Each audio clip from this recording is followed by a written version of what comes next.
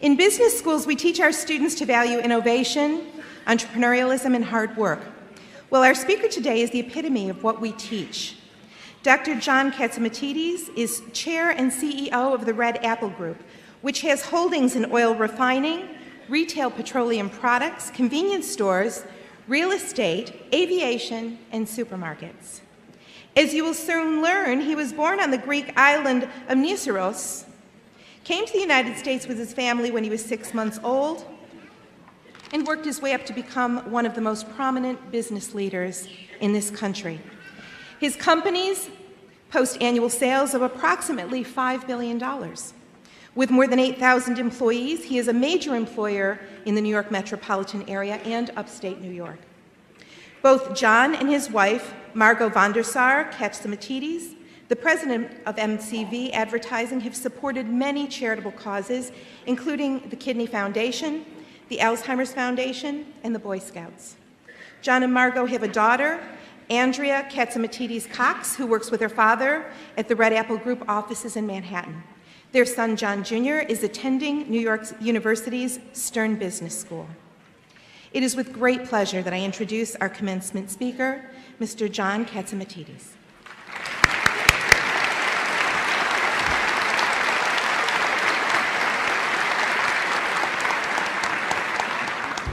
Thank you so much. Mr. Chairman, Yankee, thank you. President Olson, thank you very much. And Dr. Flint, thank you very much.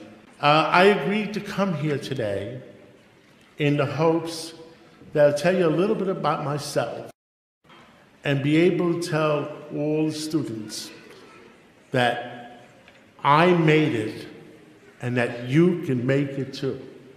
And that's very important to me. If I could convince a few of you that you could make it and excel to the top, then I've done my job.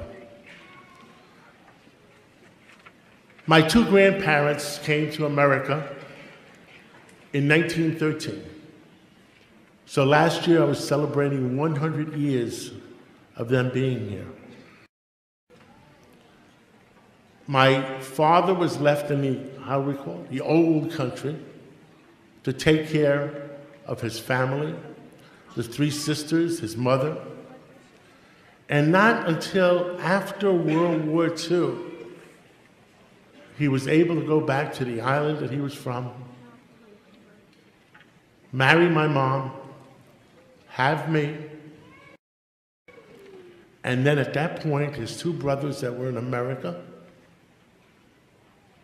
signed on the dotted line. You know what happened in those days?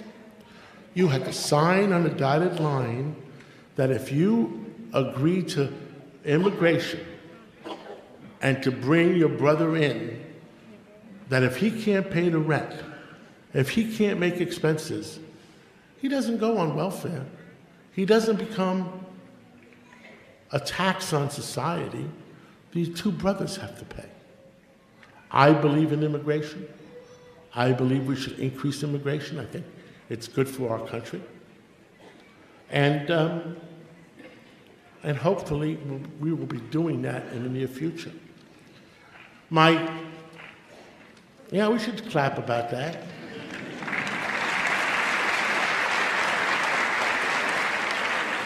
Again, I was born on this little small island where the one point I want to get across, I mean, the total population of the island now is like 900.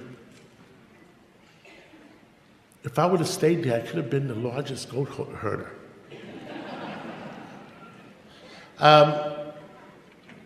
I came here 6 months old. We moved into Harlem. And I've never been ashamed to say I was raised in Harlem. My father paid $48 a month rent. He worked 7 days a week. He believed in work. My mom believed in education. She always pushed me. That's why we need a mom and a dad sometimes. I went to Brooklyn Tech High School, which was one of the finest high schools in New York City at that time, one of 3 specialized high schools. where I remember it was in an auditorium like this, where the principal got up. His name was Mr. Paps. And he said, and there was a few thousand of us in the audience, because it was like 2,000 freshmen. The freshman class was 2,000. He'd say, look to your left, look to your right. One of you is not going to graduate. And the sweat started. We looked to our left, we looked to our right, and the sweat started to drop down. But we graduated. I wanted to excel for our country. I got the congressional nomination for West Point, but I was an only child. My mother and father cried. We don't want to see you go. So I ended up going to New York University, and I stayed home with my parents and made them happy. Sometimes parents sacrifice for their children, and sometimes children should sacrifice for their parents. I went into business while in my senior year. I went into business by accident. I was working summer jobs, and the guy I was working for said, you got to take over the store I have. I said, Tony, how can I take over the store you have? You know, I'm going to school, I'm going to NYU, I'm a senior. No, you got to do it. You know, I had no brothers, I had no sisters, and Tony was almost like my big brother. So I said yes. And I would burn the candle on both ends. I'd go to school from, you know, in those days, it was 5 days a week for college. I'd go to school from 8 o'clock or 9 o'clock in the morning till 4 o'clock in the afternoon.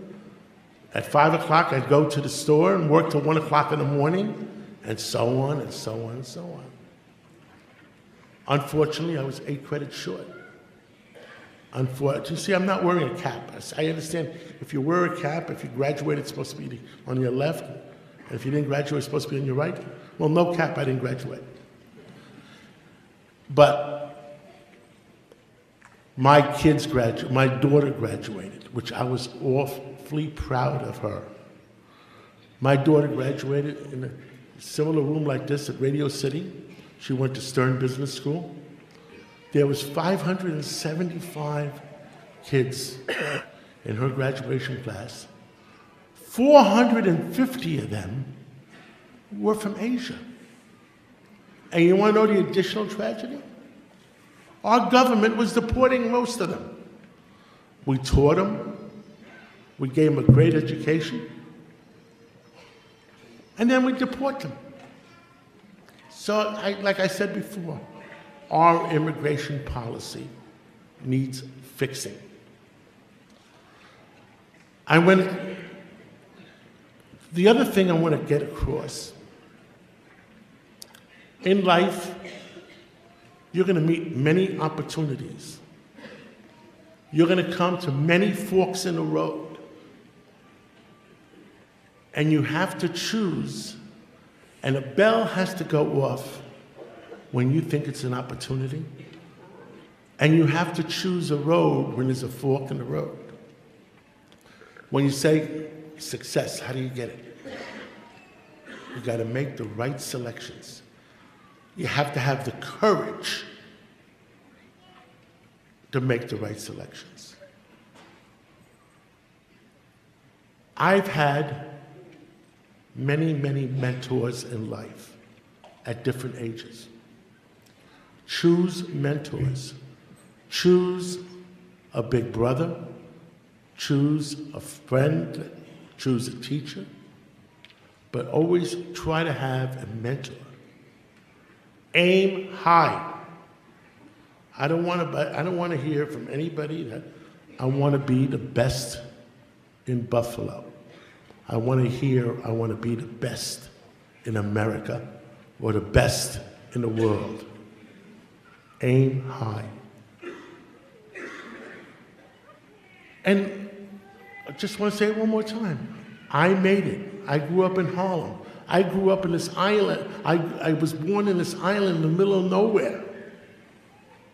So I want to make sure that I communicate the fact that you can make it too.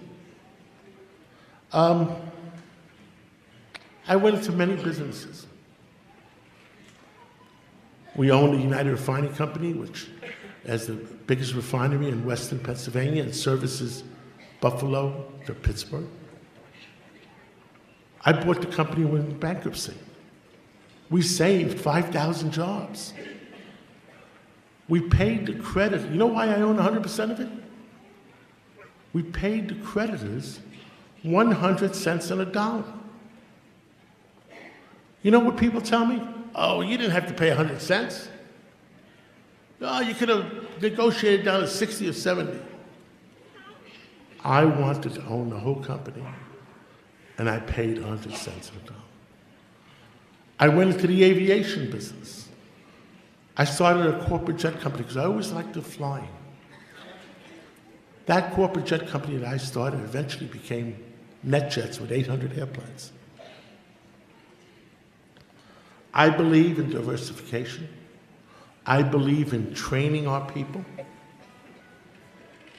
I believe in opportunities. And I gotta tell you one last story. I ran for mayor because I hit 65 years old last year. And all my friends I went to grammar school with are retiring. I'm looking for a new job. I ran for mayor last year, and I was in a float going up Fifth Avenue in New York, and we were playing the song, "Only in America, land of opportunity, you can grow up a pauper and end up a millionaire." Always remember those words. Always remember that if you work hard enough, if you aim high, you can make it too. God bless America. Thank you very much for inviting me.